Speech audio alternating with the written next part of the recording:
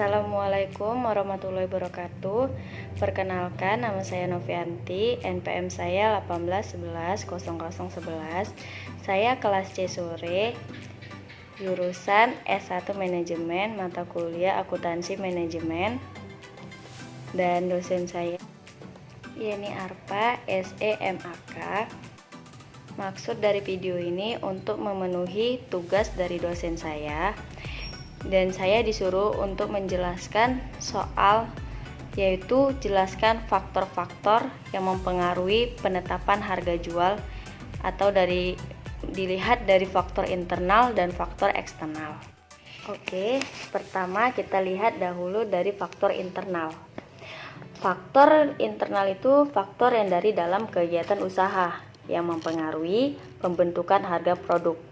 Dan pada faktor internal, penjual bisa menentukan harga dengan berbagai akibat. Dan seperti gini. Apabila kita menentukan harga mahal, kita oke lah mendapatkan keuntungan besar. Tetapi produk bakalan tidak laku. Begitu juga dengan halnya kita kalau menentukan dengan harga murah, keuntungan kita kecil, tetapi jaminannya produk kita bakalan laku. Dan faktor internal yang mempengaruhi penetapan harga: 1. Harga pokok penjualan. Harga pokok penjualan yaitu penggabungan dari biaya-biaya yang dikeluarkan untuk menghasilkan suatu produk. Dan harga pokok penjualan menambah biaya produksi, tenaga kerja, penjualan, dan sebagainya. Dan untuk kegiatan usaha dagang, harga pokok penjualan didapat dari harga beli, biaya pengangkutan, biaya tenaga kerja, dan sebagainya. 2. Jangka waktu perputaran modal. Dan jangka waktu perputaran modal itu berkaitan erat dengan kemampuan kegiatan usaha yang beroperasi dan asal sumber dana. Dan apabila kita mendapatkan modal dari pinjaman, maka pengusaha harus memperhitungkan beban biaya bunganya. Dan dari penetapan harga rendah menyebabkan jangka waktu perputaran modal cepat. Tapi perusahaan harus berhati-hati karena menetapkan harga karena murah dapat menimbulkan keraguan dari konsumennya.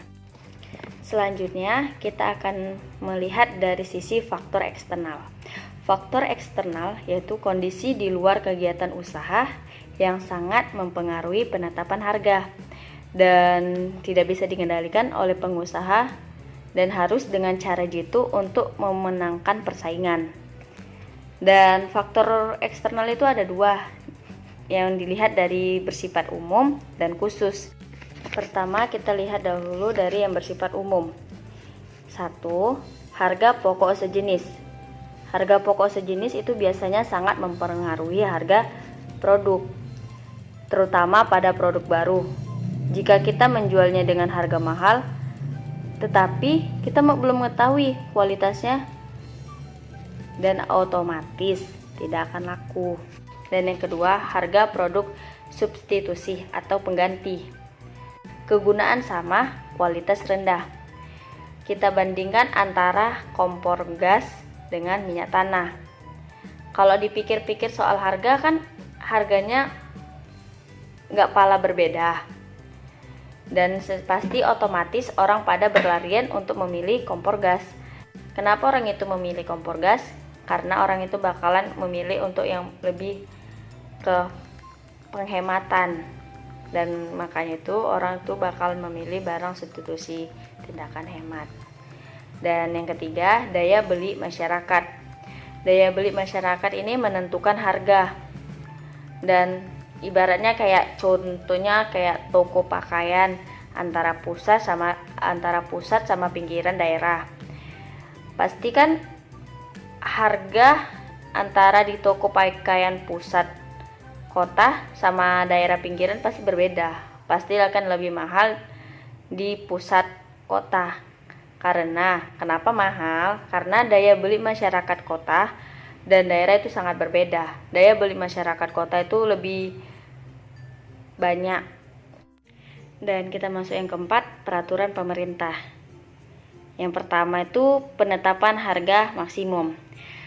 Peraturan yang mengatur harga maksimum dari suatu produk yang boleh dijual oleh penjual, contohnya kayak obat. Sedangkan penetapan harga minimum boleh dibeli oleh pembeli, contohnya itu gabah. Gabah itu yang padi itu.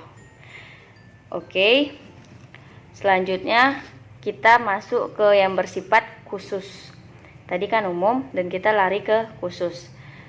Khusus itu hanya mempengaruhi penetapan harga kondisi tertentu. Yang kondisi yang berkaitan dengan kondisi alam atau keinginan pribadi pembeli. Kita bisa lihat dari letak geografik. Semakin jauh letak konsumen akan mengakibatkan semakin mahal harga jual. Dan peranan harga secara umum akan terasa pada masa inflasi serta resesi. Begitu juga dengan naik turunnya harga produk akan sangat mempengaruhi kepercayaan konsumen, daya beli, dan perilaku suatu konsumen. Demikian video paparan jawaban dari pertanyaan dosen saya. Jika saya ada salah-salah kata, saya mohon maaf. Jika ada kritik, saran, bisa langsung diberikan untuk saya memperbaiki ke depannya. Wabillahi taufiq wal hidayah. Wassalamualaikum warahmatullahi wabarakatuh.